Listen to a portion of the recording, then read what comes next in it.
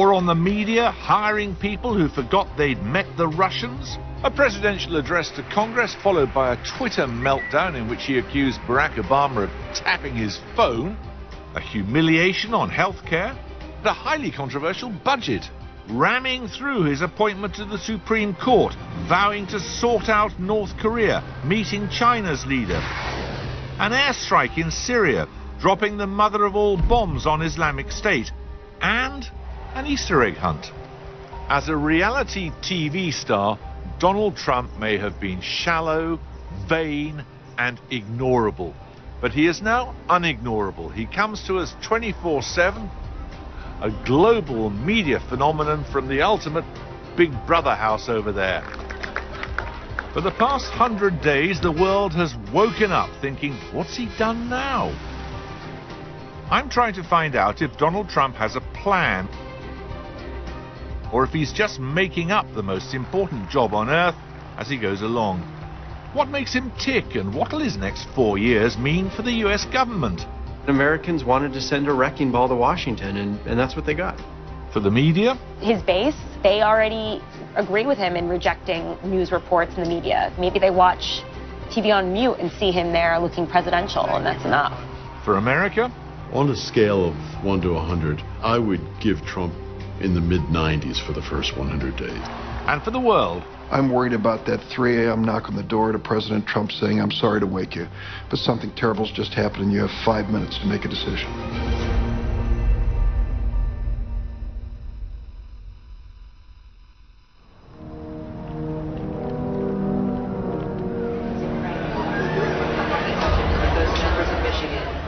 When America went to the polls on November the 8th, the world held its breath. So I would just say, take a breath on New Hampshire.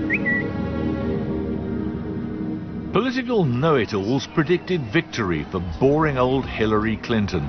They were wrong. When they started calling those states, they kept going red and red and red. If you want to know why Trump won, the Republicans of Macomb, Michigan, America's closest swing state, are the people to talk to. If we won Macomb, we won Michigan. If we won Michigan, we won the United States. Donald Trump has won the presidency. I'm going home and going to bed. By the early hours, it was clear America had a new president. God bless America. And instead of a politician, he was a permatant plutocrat with immobile hair and wandering hands. His supporters went wild. 8 years ago, Obama had been greeted like a rock star. Well, Trump was a hope and change candidate too, and millions felt he spoke for them. Maybe he wasn't our first choice, but we rallied around him because he's so principled and he constantly talked about the same issues. And if you see the distinct difference between the Trump administration and the Obama administration, he believes so firmly in the Constitution. Yeah. He's such a patriot. We want somebody that can speak for our people, can protect our kids, our faith, somebody that loves this country. Donald Trump had a genius that no other politician or businessman that has run for president in the last 50 years has had. And it was all about giving the American people exactly what they want. And that is what he's doing, and that is what he's doing every time he upholds his campaign promise. The world gasped and waited to see what on earth would happen next. I have a feeling it's going to be beautiful.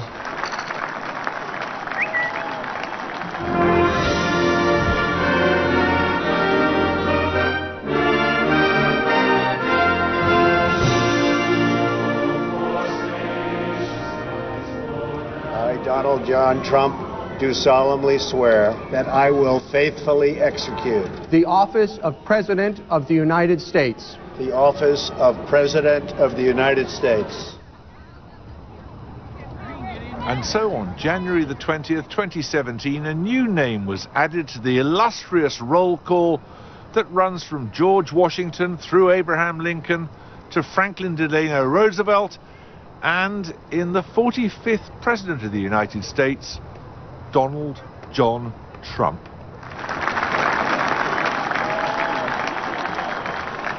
This American carnage stops right here and stops right now. As he took the oath of office, Trump looked out, he said, over a sea of love. But some media killjoys pointed out that Obama's sea of love had been more like an ocean, and the first row of Trump's fledgling presidency blew up.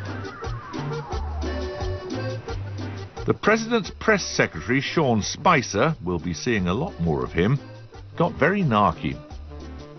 Photographs of the inaugural proceedings were intentionally framed in a way, in one particular tweet, to minimize the enormous support that had gathered on the National Mall. These attempts to lessen the enthusiasm of the inauguration are shameful and wrong.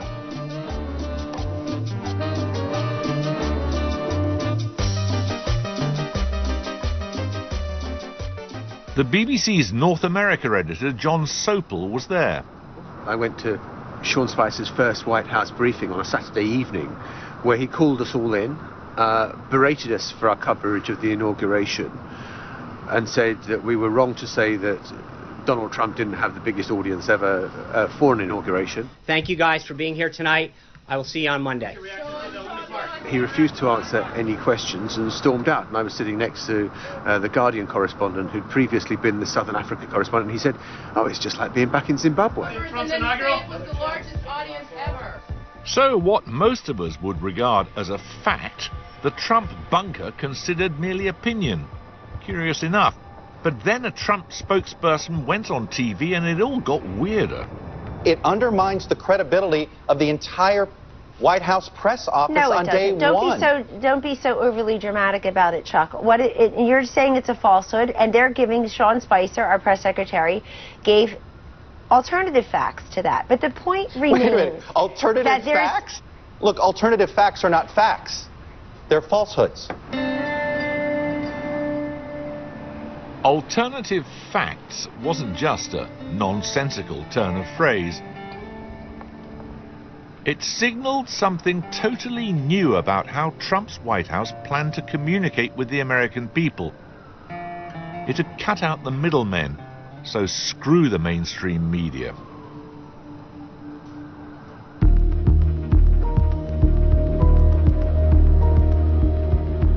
Tara Palmieri is White House correspondent for Politico magazine. She's a rising star in the press pack, unless you're Press Secretary Spicer, that is, in which case she is, quote, an idiot with no real sources. They'll think, we don't need you to carry our water, like convey our message for us. We have Twitter now. We can put our top senior officials on every single network. They don't want the filter. And frankly, like, Trump is really good at kind of like shaping the message every morning. And he knows that on Saturday, he will control the message on the Sunday shows by whatever he tweets on Saturday. It's just, it's brilliant. As an outsider, it seems, the belief inside the White House is that if you're not with us, you're against us, and we don't need you. When I worked at the New York Post, I used to deal with Trump a lot, and he would send stories back with red ink, circling adjectives he didn't like, writing notes. He's very involved. Even you see the way he communicates. Everything's amazing. Everything's great. Those are words you're not going to see in any respectable news outlet. It's going to be a beautiful health plan. You're not going to read that in a real reputable newspaper or see that on TV. So they are therefore the enemy and not supportive of him. In other words, if you're not telling the White House version of the story, you're not worth listening to. The notion spawned a phrase that's dominated these first 100 days: fake news. As you know, I have a running war with the media. They are among the most dishonest human beings on earth. Suddenly, that little finger was pointing at almost every major news outlet. I could name them, but I won't bother. But you have a few sitting right in front of us. I called the fake news the enemy of the people, and they are. Fake? The fake news. Fake news. It's fake, phony, fake. The enemy within? It's everywhere. Can I just ask you, thank you very much, Mr. President. Where are you from? BBC. Okay. Here's another beauty. It's a good line. Impartial, free and fair. Yeah, sure. Mr. President. Just like CNN, right? Aren't they right in their suspicion that the mainstream media were biased against Trump? I'd put it differently. I think that some of the mainstream media are falling into the trap of allowing themselves to be painted as Trump's opposition. Trump loves having an opponent, whether it's lying Ted Cruz, little Marco Rubio, low-energy Jeb, or crooked Hillary, and now he's got the fake news media. We're not the opposition. We're there to hold politicians to account.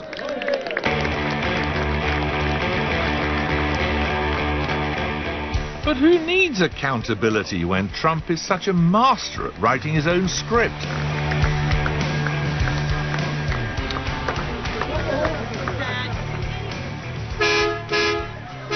He allows the press to really videotape him a lot, especially when he's working. It's almost like he wants a reality TV show going on inside the White House. If I have a bell, would they be happy?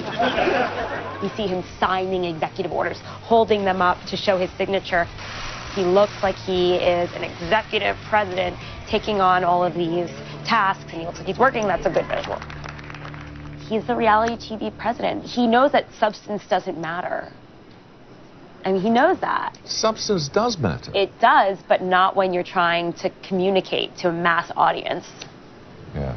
And his base, they already agree with him in rejecting, you know, the news reports and the media. Maybe they watch TV on mute and see him there looking presidential, and that's enough. Clever thing to have worked out. Right. Exactly.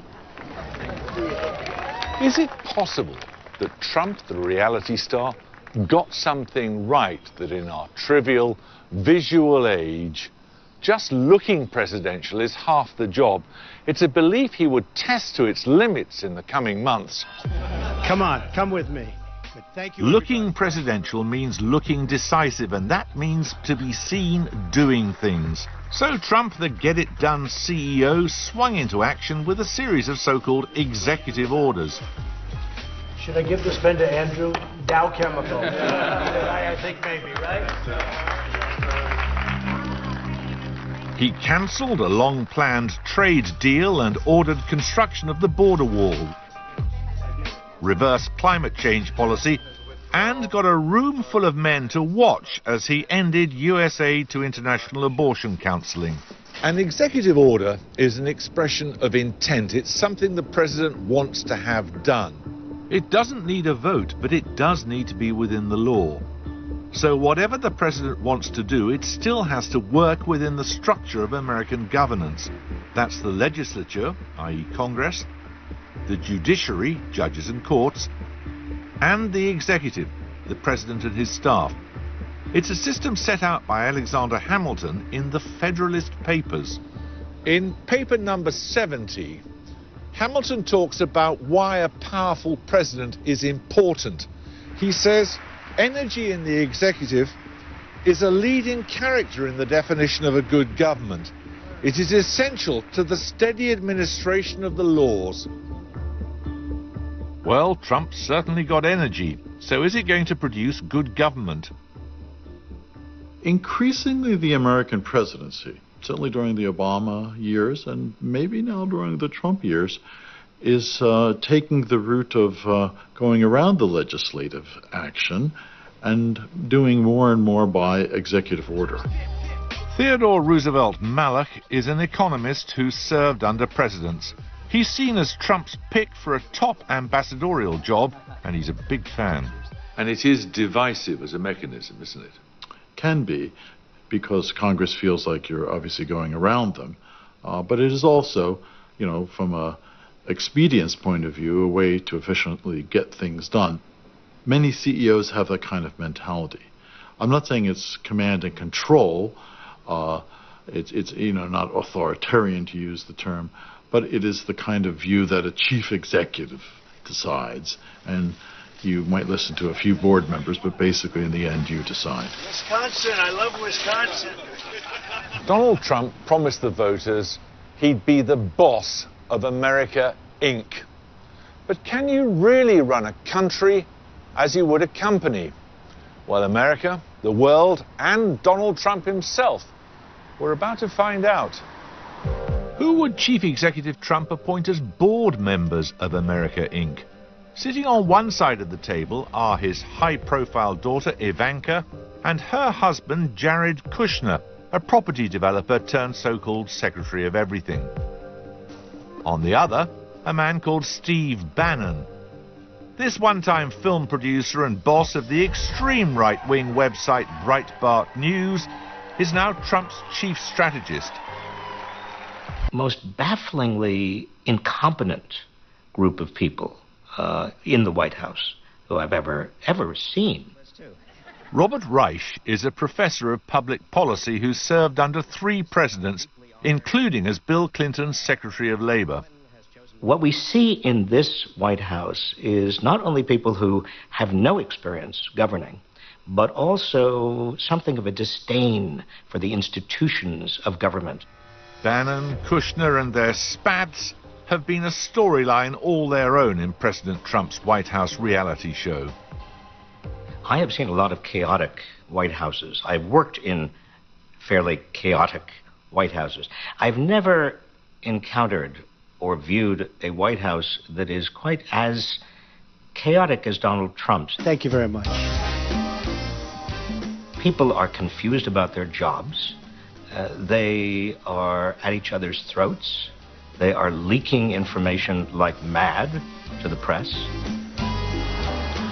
Trump's supporters, of course, see it differently. He brings the skills of business to public life, making bureaucracy understand action. Even in the Trump organization, in his private company of some scale, he managed on the basis of chaos. He likes to have different pockets or centers of power that actually rival each other, and then he makes the determination. So the White House is not dissimilar in some ways from the Trump organization. How much of that is a good thing, how much of it is too much, is probably still to be determined. It's an unorthodox approach, but then Trump was elected to shake up Washington.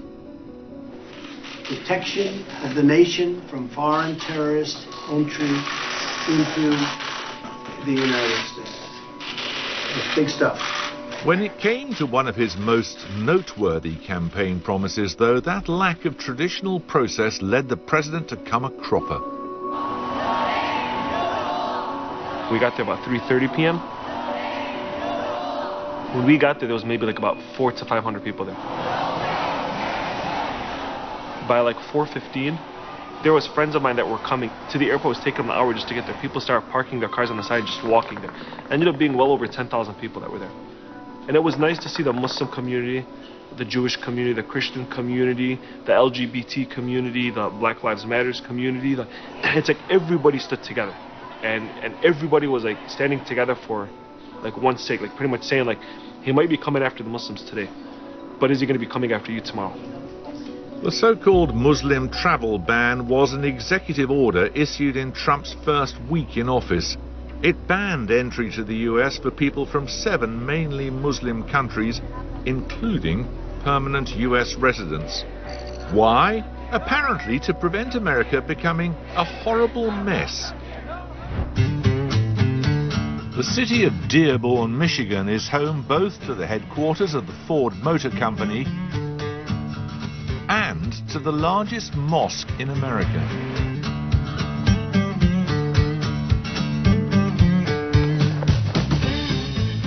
Hussein DeBadger is an entrepreneur and owns a downtown shisha bar. I hold it in my mouth and blow it out. This is tobacco. This is, yeah. It's flavored tobacco. It's tobacco and it's kind of like in molasses. Dearborn's population is around 1/3 Arab American, which landed it a starring role in the cable reality show All American Muslim. But after Trump's executive order, the city's residents were back in the spotlight with the suggestion that being a Muslim was un-American.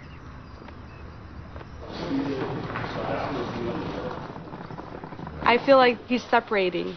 We were all diverse here and we're all getting along, and then here comes Trump and basically now the eyes are on Muslims. Nurhan is an A&E nurse. I'm from Iraq. I was born there. You're Iraqi, you'd say. Yes. You're here as a refugee. Yes. I went to the refugee camps in Saudi Arabia, and we moved here in 1995. So I was about 4 years old. When I heard Trump was president, I didn't take it well, especially because I don't have my citizenship, and I'm a legal resident here, but me traveling outside was going to give me problems. So I didn't take it really well. Do you think he's changed America? For the worse, yeah. Because we're going back to, like, basically history is repeating itself. What do you mean? He says he wants to make America great again. Do you truly believe that? As the ban was an executive order, it bypassed Congress. But even then, Trump couldn't have everything his own way. Within 48 hours, the third branch of government, the judiciary, had started blocking his ambitions. He responded, well, pretty typically.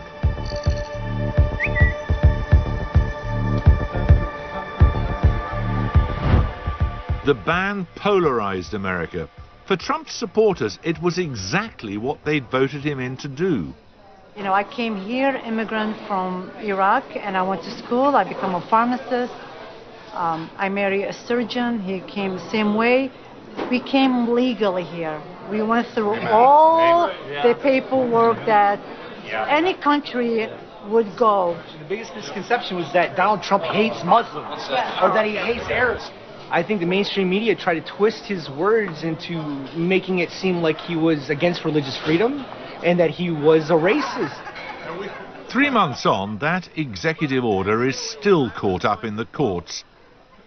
Turns out you can run the White House like your own corporation, but to run a country, you need the other branches of government to play ball.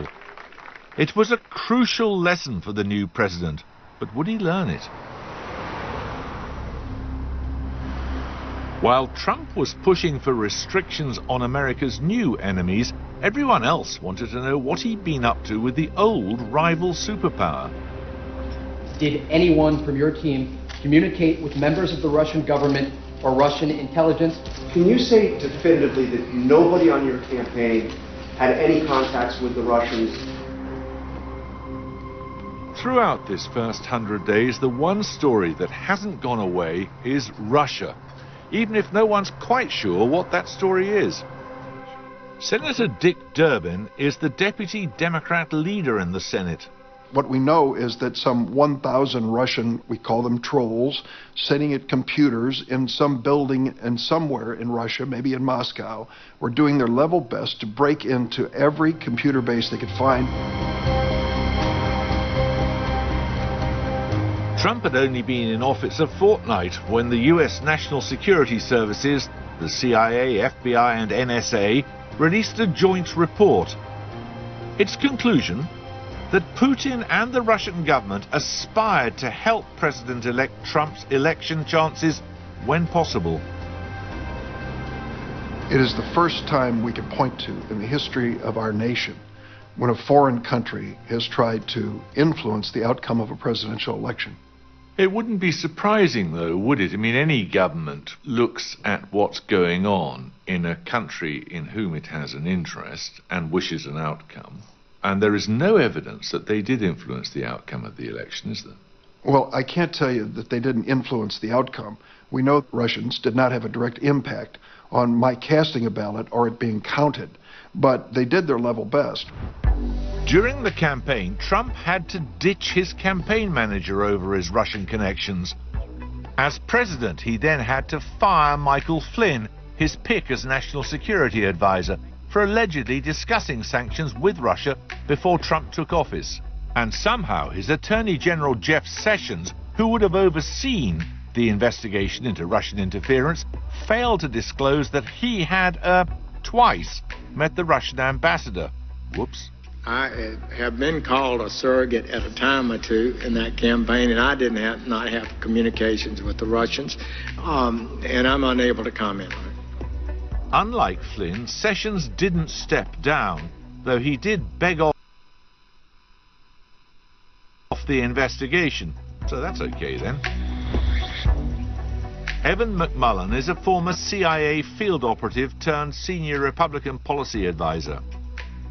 Donald Trump and his advisors have had close contact with Russians here in the United States and the Russian government for years.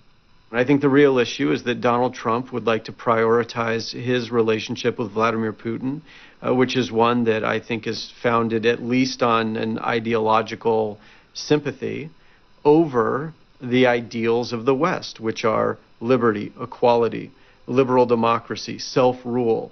These are not things that Donald Trump embraces. Are you really saying that he admires some thug like Vladimir Putin more than he admires fellow democracies?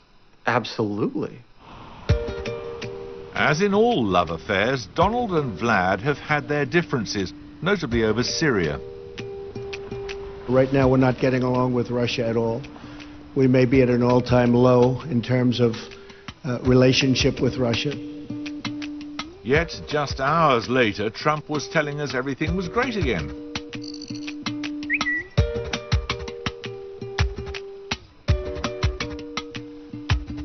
It wouldn't be long, though, before Russia was looking like the least of Trump's foreign policy concerns.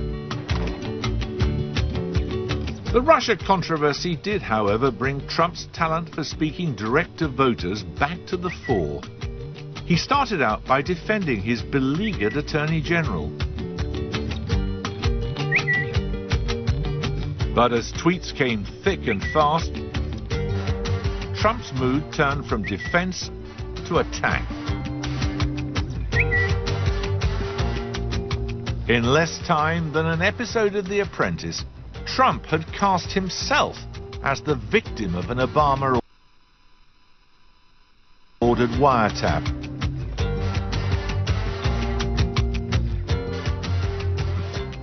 Two weeks later, Press Secretary Spicer fingered the guilty party who had, allegedly, acted on Obama's behalf. He didn't use the NSA, he didn't use the CIA, he didn't use the FBI, and he didn't use the Department of Justice. He used GCHQ. What is that? It's the initials for the British Intelligence Spying Agency. What? The sound of jaws dropping in Whitehall must have been audible in Washington. In intelligence, the Anglo-American relationship is the most important either country has. You look at this stuff and you just think, where on earth did this rubbish come from? In this case, it wasn't the intelligence agencies, it was cable television. Trump's spokesman cited the claim and did attribute it. Last on Fox News on March 14th, Judge Andrew Napolitano made the following statement, quote, 3 intelligence sources have informed Fox News. Andrew Napolitano is better known as Judge Nap, a pundit on the right-wing Fox News. 3 intelligence sources have informed Fox News that President Obama went outside the chain of command. He didn't use the NSA, he didn't use the CIA, he didn't use the FBI, and he didn't use the Department of Justice. He used GCHQ. What the heck is GCHQ? That's the initials for the British spying agency. Fox News then said it couldn't confirm Napolitano's story. So did the White House apologize? Fat chance. I didn't make an opinion on it. That was a statement made by a very talented lawyer on Fox. And so you shouldn't be talking to me, you should be talking to Fox. So there you have it. Weeks of speculation, one accusation of illegal wiretapping against a former president, and a totally unproved accusation from a distinguished legal mind that the British were involved in such a thing. The Trump presidency is a little bit like the 1966 spaghetti western called The Good, the Bad, and the Ugly. I mean, it's good in as much as he's doing exactly what he said he would do. The bad is that he's actually coming to grips with how to operate in Washington, which is a political situation and not a business one. Then there's the ugly part, which I think does have to do with all this back and forth with the media and the way that he's being pictured and colored. Alongside that standoff, there were campaign pledges to deliver on. One of the most contentious was immigration and a certain beautiful wall.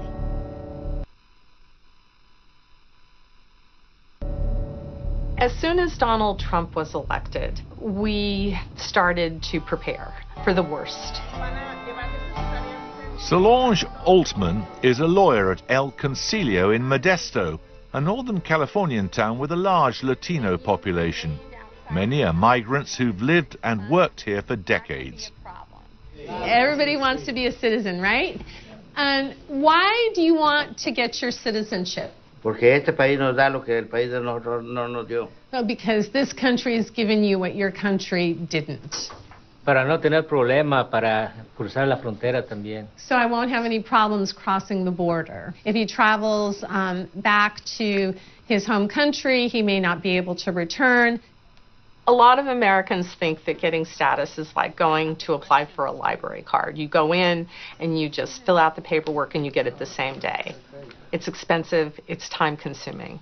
And people are under this stress, fearful that they're not going to be approved, and it's really hard on families. Trump says he'll triple the deportation manpower of ICE, America's Immigration and Customs Force. What Solange's clients fear has already become reality for some. Within a fortnight of Trump's order, the first widely reported deportation became a media circus. Though liberals predictably get fired up about Trump's policies, presidents of all stripes have targeted criminal, illegal immigrants. But the wall potentially changes everything.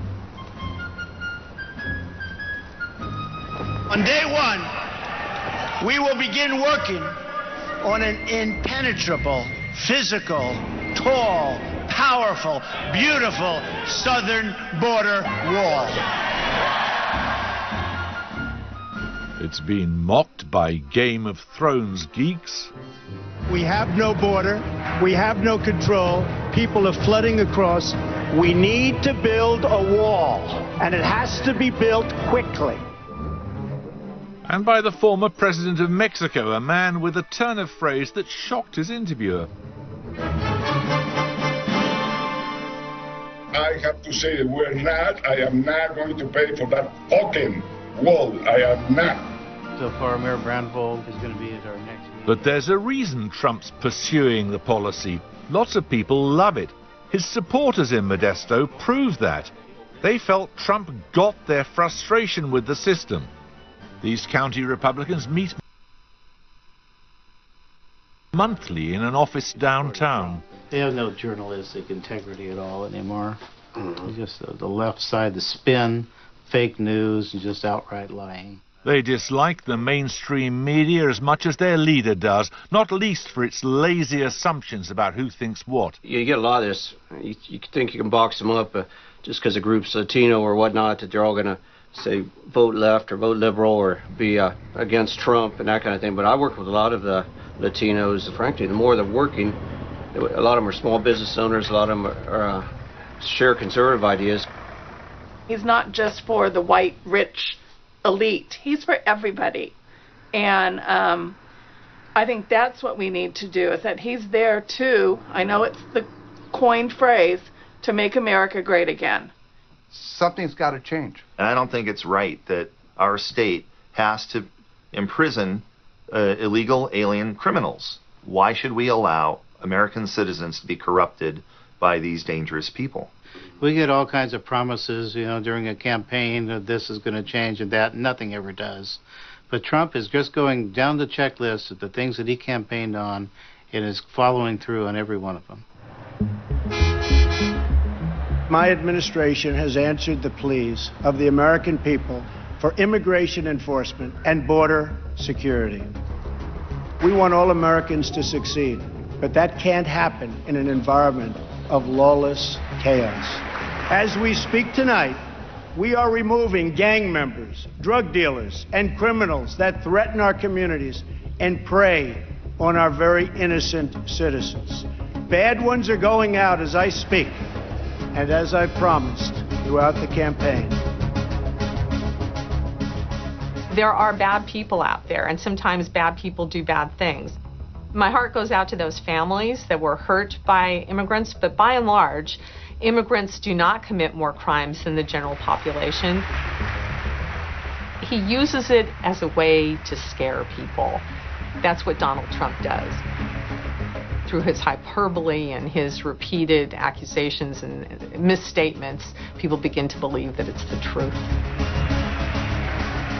The president's beef with migrants isn't racist, his supporters say. It's about safety, and crucially, it's about protecting American jobs. By finally enforcing our immigration laws, we will raise wages, help the unemployed, save billions and billions of dollars, and make our communities safer for everyone. And Donald J. Trump, entrepreneur and presumed billionaire, though it's hard to tell when he still won't release his tax returns, is taking a distinctly personal interest in job creation. Thank heavens for Trump, unless he's just taking the credit. Since my election, Ford, Fiat Chrysler, General Motors, Sprint, SoftBank, Lockheed, Intel, Walmart, and many others have announced that they will invest billions and billions of dollars in the United States and will create tens of thousands of new American jobs. This was our first 3D model, Jeremy, and this is hand-carved styrofoam. Gene Dickerson has worked in the auto industry for 40 years. The sort of thing to have Jeremy Clarkson wetting his pants, I think. You can take the man out from under the bonnet, but not the petrol out of his heart. Oh, here's the real thing. These are engineering mock-up body panels. They're lumpy and bumpy. This car will go approximately 180 miles an hour. Gene is skeptical of Trump's claim to be restoring auto jobs. And these are all what we call Tier 1 automotive suppliers. These are the companies that design and manufacture steering, brakes, engines, transmissions here in the suburbs. They ought to be rooting for Donald Trump, shouldn't they? Because he says he's going to bring all the motor business back here. Well, yeah, he says that. He's clearly not done his homework.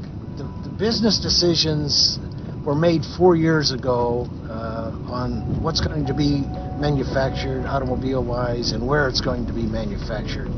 And those decisions have been made, and they are not going to be changed lightly based upon what Trump asks them to do.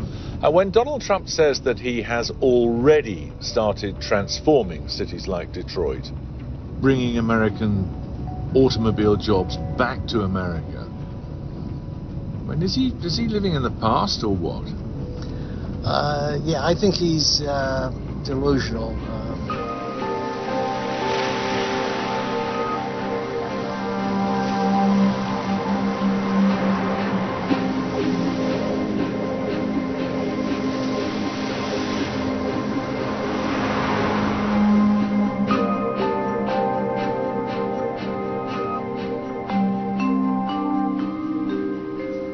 Detroit was once one of the powerhouses of America, the center of the country's motor industry. It's also had its own homegrown Donald Trump figure in the form of a man called Hazen S. Pingree, a self-made businessman who ran for political office, promising to clean up corruption, and got elected mayor 4 times, and died known as the idol of the people.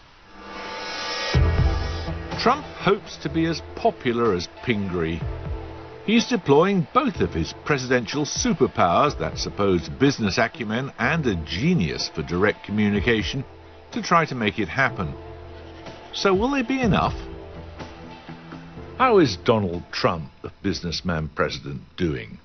Certainly there are parts of his agenda that the business community at the broad strokes level is wildly supportive of.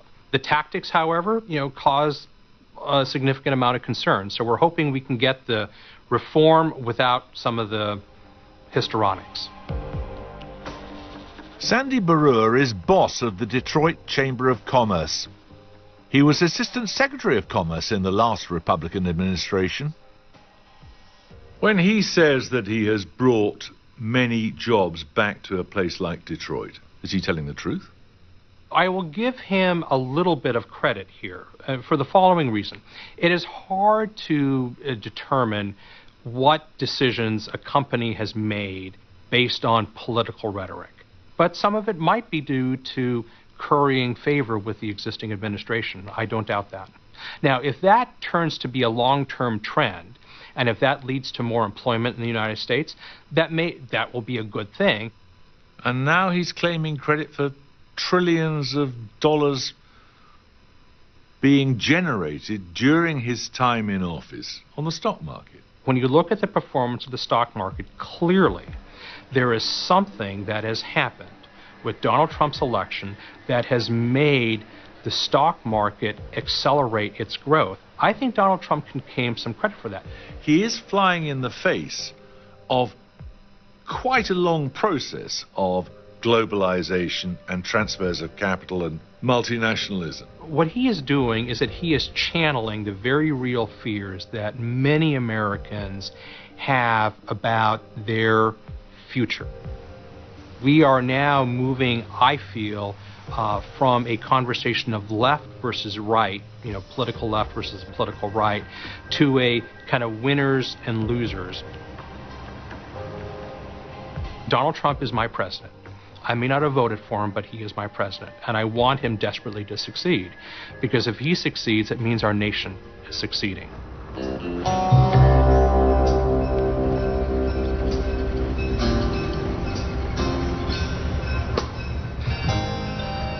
Detroit became a byword for American urban decline, something that Donald Trump seized upon.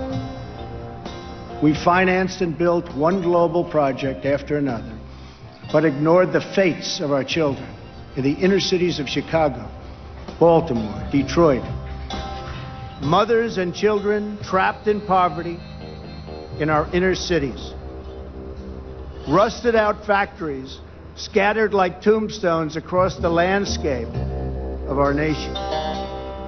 He struck a chord with the millions across America who are struggling. His campaign put the forgotten man and woman at its heart. It's a dark vision, and one that he says inspires his presidential ambition. One by one, the factories shuttered and left our shores, with not even a thought about the millions and millions of American workers that were left behind. From this day forward, a new vision will govern our land. From this day forward, it's going to be only America first. America first. America first is at the heart of Trump's plan for his country, but not everyone here believes it's possible or even desirable.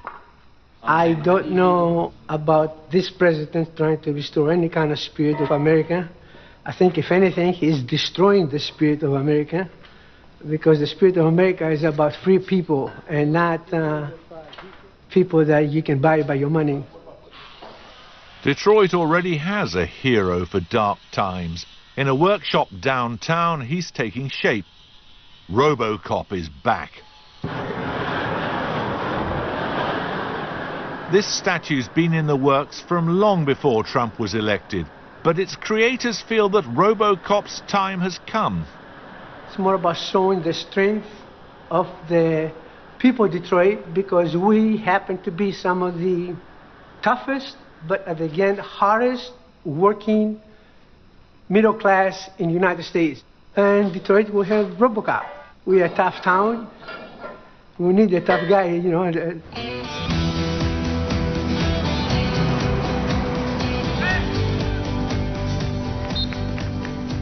Maybe if RoboPrez makes good on his promises to the inner cities, they'll warm to the tough guy in chief. But some areas won't be easily won. Donald Trump has a unique capacity to turn the stomachs of West Coast liberals. California is playing a really interesting role in the resistance here in the U.S. but it's been really inspiring to see it's not just a California thing, it's not just a New York thing. This is a national movement, and we're seeing it all over the place. This is what democracy looks like! This is what democracy looks like! Hold that thought. Democrats angry at the outcome of the last Democratic election. So they're determined to make sure it goes their way next time. Miriam, Matt and Maria are leading a movement called Swing Left, targeting swing districts nationwide for the 2018 elections to the House of Representatives. Some of them are in very vulnerable districts, so if we can really focus our energy there, that's going to be the way we can flip the U.S. House of Representatives, which can then have an actual body of Congress willing to stand up to Donald Trump.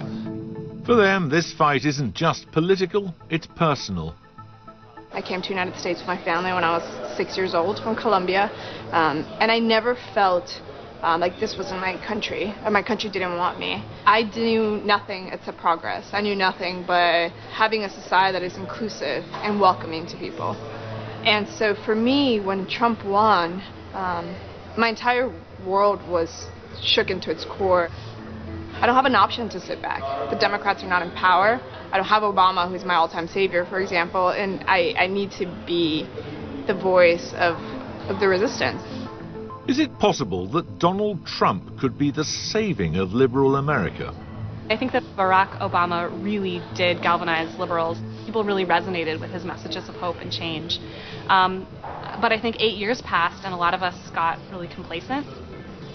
So unfortunately, I do think that there's some truth to the fact that Donald Trump is inspiring people to act, maybe who have never acted before or who haven't acted in a long time. But will their efforts even matter? After all, Trump has promised to finish off the system. We are going to drain the swamp in Washington, D.C.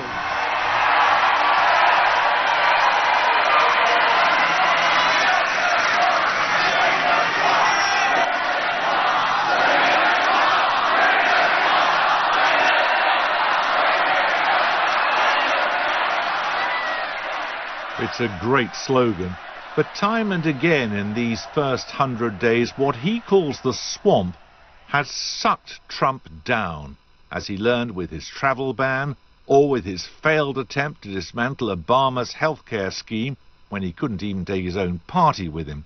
Slogans are easy, but governing is hard. You need friends. This man believes, quote, in the art of the deal. He wrote the book. Okay? I want to see the deal. Shouldn't you be giving him a measure of support? I'm ready to. But he's got to step forward and say, let's get into the world where we can sit at a table in a respectful way and deal with the problem. Do you want to rebuild the infrastructure of America? I'm pulling up a chair right now. He talked about draining the swamp.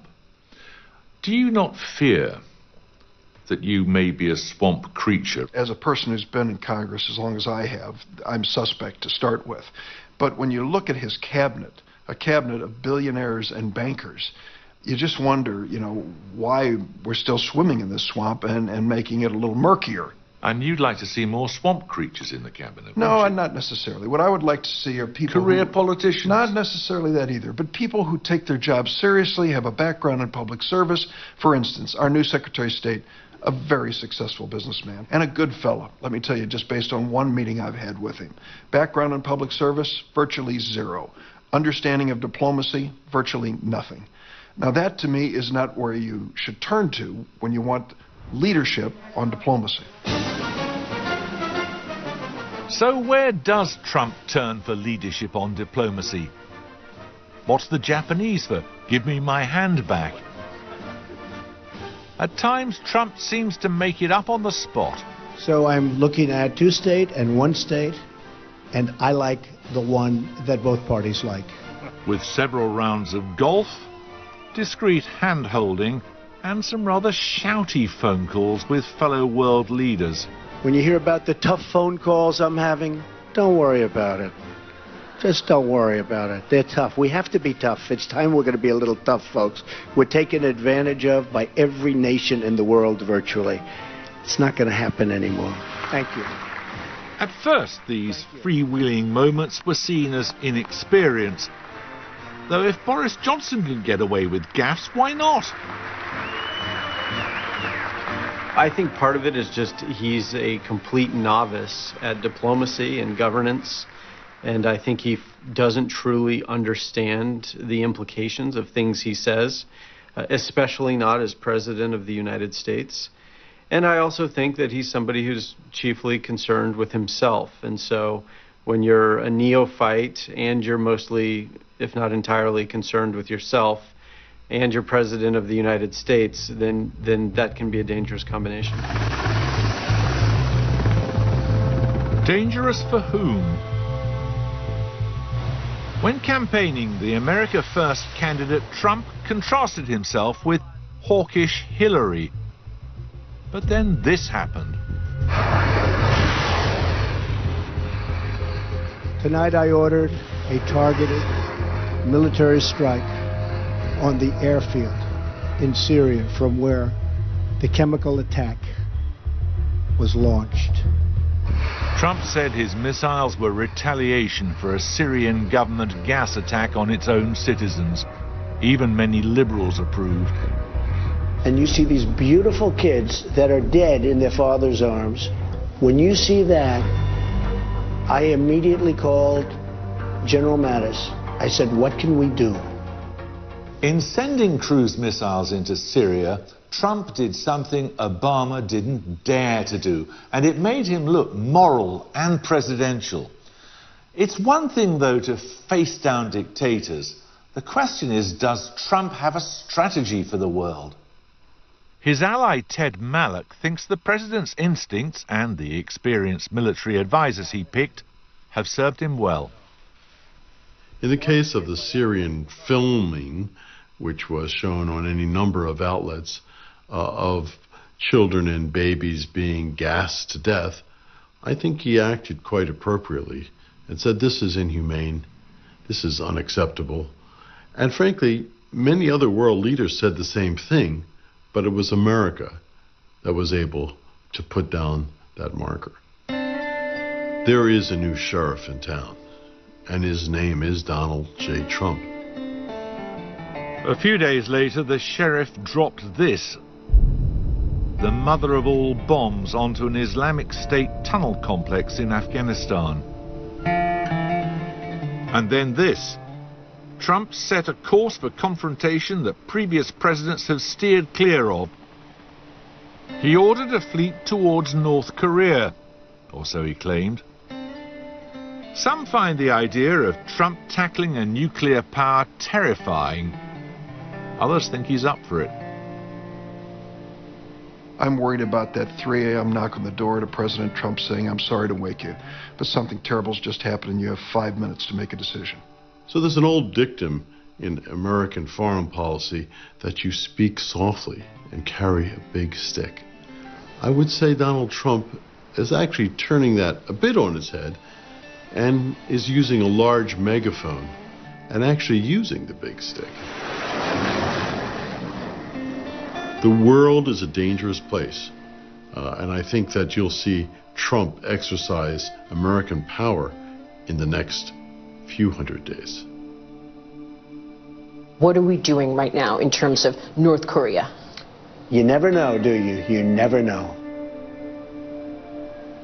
Some people have called these the worst 100 presidential days in history. Well, they're not. Within his first few weeks, Abraham Lincoln had lost many of the southern states, and by the time of his 100th day, the 9th president, William Henry Harrison, had been dead for weeks.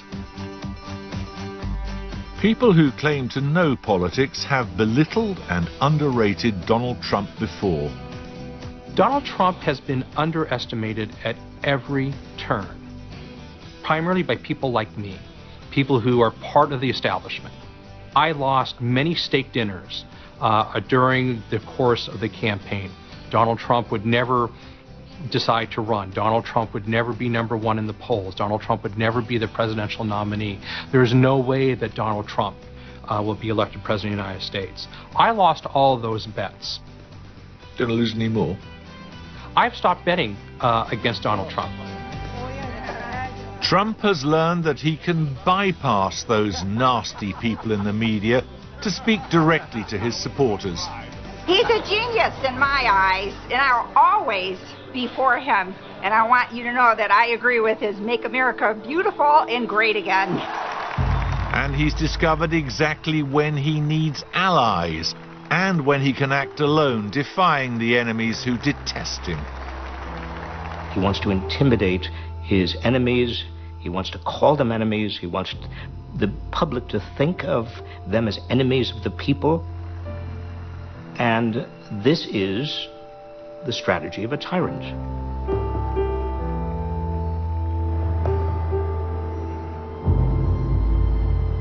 The whole 100 Days yardstick began in 1933 with Franklin D. Roosevelt, after America had been plunged into a financial crisis which began here in the Guardian Bank in Detroit. During his first 100 days, Trump has had one of the most spectacular crash courses in government the world has ever seen. It's far